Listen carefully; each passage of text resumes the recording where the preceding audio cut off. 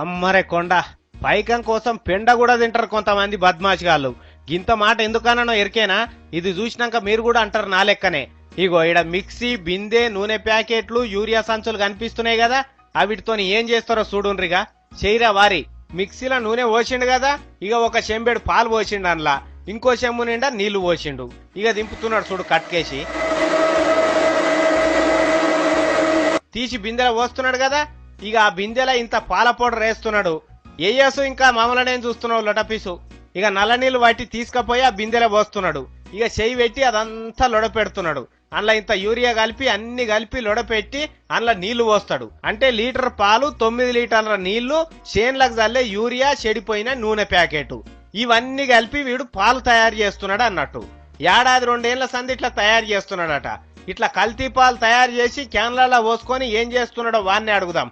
ముందుగాల ఎట్లా తయారు చేస్తున్నావో చెప్పురా వారి. తీన్మార్ వార్తలకు చూస్తారట. ఆయిల్, పాలు, పౌడర్ సార్. ఇవి కాకుండా ఏం కలుపుతావురా? నాగార్జున యూరియా. ఇన్నారులా నాగార్జున యూరియానట. మనం చేన్లలో చల్లేది.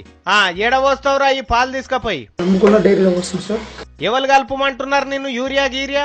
ముకుంద డైరీ వాళ్ళు కలుపుమంటే ఆయిల్ మిక్సింగ్ చేసి కలుపుతా సార్.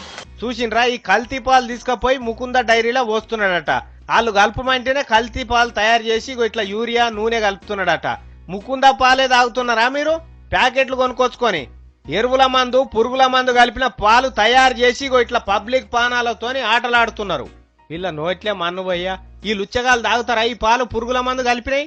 మరి ఎట్లా దొరికిండు వీడంటే రోజు రాత్రిపూట మిక్సీ నడిపిస్తుండట.